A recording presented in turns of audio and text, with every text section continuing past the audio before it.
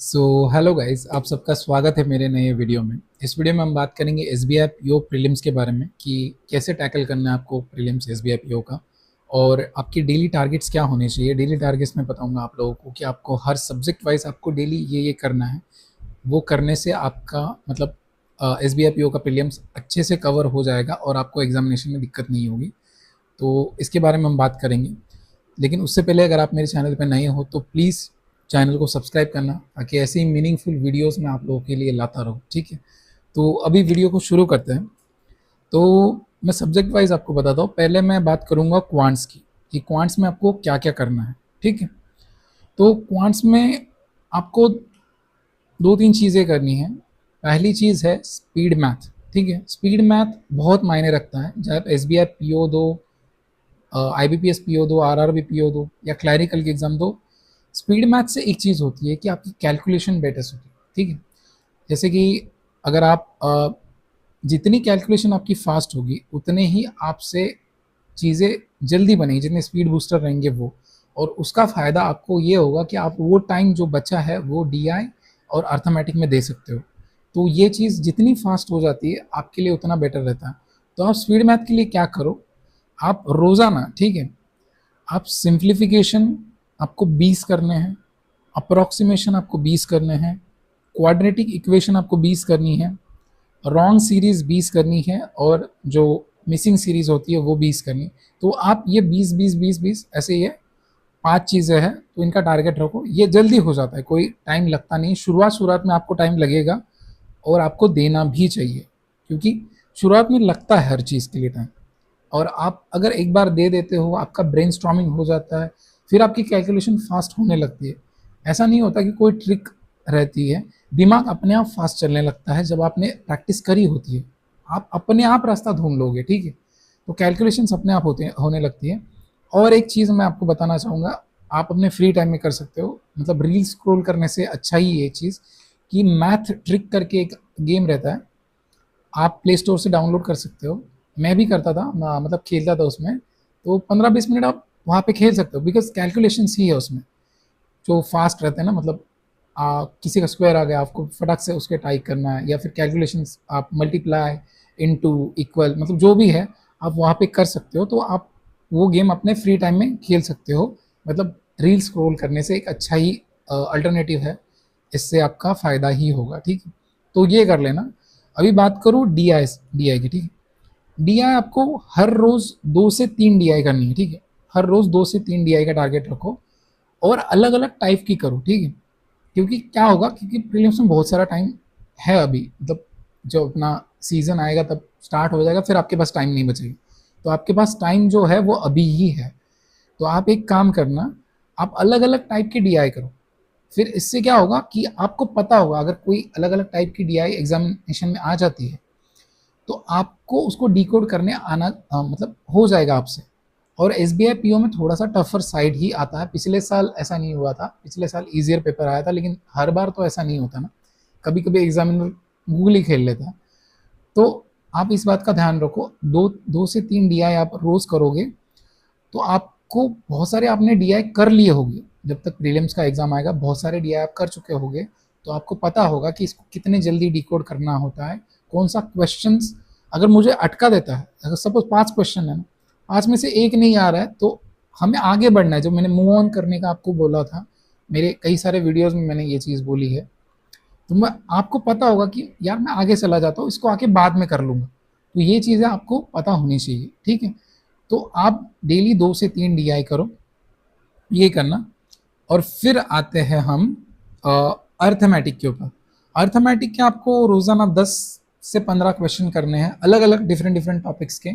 ठीक है, किसी एक सब्सक्राइबर ने मुझे पूछा था इंस्टाग्राम पे, तो उनको मैंने पर्सनली रिप्लाई किया था। उन्होंने बोला था कि अर्थमेटिक छोड़ के जाए, तो अर्थमेटिक आप नहीं छोड़ सकते मेरे भाई।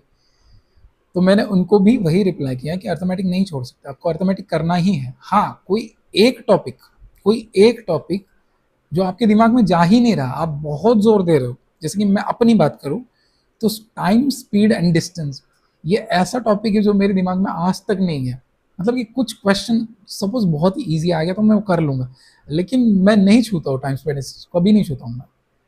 तो ये एक चीज़ है मेरे में। बाकी आप मेरे से जो चाहे करवा लो, आप मेरे से परमुटेशन कॉम्बिनेशन मतलब जो प्रोबेबिलिटी वो करवा लो, आप मेरे से मेंसुरेशन करवा लो, कोई भी चीज़ करवा लो, मतलब मेंसुरेशन के कुछ फॉर्मूले अगर याद है तो मैं कर लूँगा, लेकिन ये टाइम स्पेंड से नहीं। तो आप ऐसा कोई एक टॉपिक आप ट्राई करो, आपसे हो रहा है तो। मैंने भी ट्राई किया, मैं अभी अभी भी करता हूँ, ठीक है। लेकिन अगर नहीं जा रहा तो टाइम वेस्ट करने की उसके ऊपर ज़रूरत है नहीं, क्योंकि वो टाइम आप बाकी की जगह इस्तेमाल कर सकते हो, ठीक है।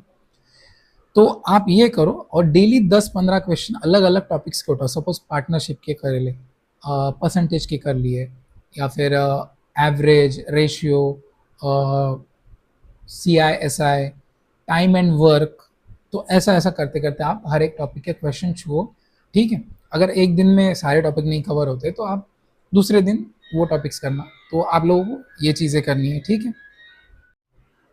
तो आप ये सारी चीज़ें कर सकते हो क्वांट्स के लिए, ठीक है। तो अभी मैंने क्वांट्स में आपको 3 चीज़ें बताई है। डेली के टारगेट्स मैंने बताया कि जो स्पीड मैथ्स होता है, जैसे कि simplification, approximation, quadratic equation, wrong series और मिसिंग सीरीज, डेली के 20-20-20-20 करने हैं आपको, यानी कि हो गया 100। और 2 से 3 DI और अर्थमेटिक के 10 क्वेश्चन, 10-12 क्वेश्चन आप वो कर लेना, ठीक है। तो ये क्वांट्स इसमें आपका हो जाएगा, ठीक है। अब आते हैं रीजनिंग के ऊपर, ठीक है। रीजनिंग का आप सुनना। रीजनिंग में आपको यही चीज़ें करनी है, लेकिन जैसे कि स्पीड, यहाँ पे जो स्पीड बूस्टर टॉपिक्स है जैसे कि सिलॉइज्म, ठीक है, inequality, coding decoding, alpha numeric series, ठीक है। आपको इन सब के 20-20-20-20 क्वेश्चंस कर लेने हैं। और इसमें एक ध्यान देना, जैसे कि अल्फा न्यूमेरिक, ये एक टॉपिक है अल्फा न्यूमेरिक सीरीज का। इसमें क्या होता है कि सबसे ज़्यादा मिस्टेक होने के चांसेस यहीं पे होते हैं, सबसे ज़्यादा मिस्टेक। इवन मेरी भी आज कभी ना कभी मिस्टेक हो ही जाती है, बिकॉज यहाँ पे जो खेल है ना वो नज़रों का है। क्योंकि आप जो रीड कर रहे हो, आपको आपके हाथ में जब माउस होता है, आप कंप्यूटर में भी जब एग्जामिनेशन में बैठे होते हैं, तो यहाँ पे ही मिस्टेक होने के चांसेस होते हैं। क्योंकि उन्होंने बोला फॉरवर्ड, बैकवर्ड, ये वो, मतलब कि यहाँ से आपको लेफ्ट में इतने कदम चलना है, फिर वो है, तो यहाँ पे मिस्टेक हो सकती है। तो थोड़ा ध्यान देना कुछ ऐसे टॉपिक्स के ऊपर जिसमें आपकी हमेशा मिस्टेक्स होती है। और मिस्टेक आपको कहाँ पे पता चलेगी? मिस्टेक आपको पता चलती है मॉक में। तो ठीक है, तो मैं इसके लिए आपको स्मार्ट कीड़ा के मॉक टेस्ट का लिंक मैं दे दूंगा। इनके मॉक टेस्ट काफ़ी अच्छे होते हैं, ठीक है। तो डिस्क्रिप्शन और कमेंट सेक्शन में मैं इनका लिंक आपको दे दूंगा। आप जब मॉक लगाओगे तो आपको एक चीज़ करनी है इसमें, आपको जो ये होता है ना, ये जो मैंने बोला कि अल्फा न्यूमेरिक सीरीज़ का, तो इसमें आप देखना कि यार जो मिस्टेक्स हो रही है या कोई भी आपका टॉपिक, ठीक है, जिसमें आपको लग रहा है सिलोजिज्म में आप बार बार मतलब ब्लंडर कर रहे हो, बार बार आपसे चीज़ें मिस्टेकन हो रही है, तो आप उस चीज़ को ध्यान में रखना और उसको इम्प्रूव करना, ठीक है। तो डेली डेली अगर आप 20-20 करते जाओगे तो आपकी स्पीड बढ़ेगी, और स्पीड के साथ साथ आप एक्यूरेसी पे भी मतलब थोड़ा सा वर्क करना। आप देखना आप सही जा रहे हो, गलत जा रहे हो, तो वो चीज़ें आपको मॉक टेस्ट में पता चलती है। तो स्मार्ट कीड़ा के मॉक टेस्ट का लिंक मैं डिस्क्रिप्शन और कमेंट सेक्शन में दे दूंगा। इनके मॉक काफ़ी अच्छे होते हैं, काफ़ी अच्छे लेवल के होते हैं। इवन जैसा लेवल एग्जामिनेशन में होता है सेम उसी लेवल के होते हैं। तो आप ज़रूर ट्राई करना इनकी मॉक, ठीक है। तो वो मैं दे दूंगा। अब आते हैं हम अगले इस पे कि पज़ल, ठीक है। पज़ल भी आपको डेली की 2 से 3 पज़ल करनी है, और वो भी डिफरेंट डिफरेंट टाइप्स की। डिफरेंट टाइप्स मतलब अब मंथ बेस पज़ल हो गई, सर्कुलर, ट्रायंगुलर, जितनी भी पज़ल्स होती है, आप एक दिन में तो सारे नहीं कर सकते, तो डेली के आप 3-3 करो, ठीक है। और इतने इनफ होते हैं, ठीक है। ज़्यादा मैं इसलिए नहीं बोल रहा हूँ क्योंकि कभी कभी हम इंटरेस्ट लेते हैं, हम बहुत ज़्यादा कर लेंगे, लेकिन दूसरे दिन हमारा मन नहीं होगा फिर। तो इंटरेस्ट भी हमारे अंदर वो हमेशा रहना चाहिए, इसलिए मैं टारगेट आपको लिमिटेड मैंने बताया। अगर आप इतने टारगेट कर लोगे ना तो डेफिनेटली आपको बहुत इंप्रूवमेंट दिखेगा, ट्रस्ट मी ऑन दिस, ठीक है।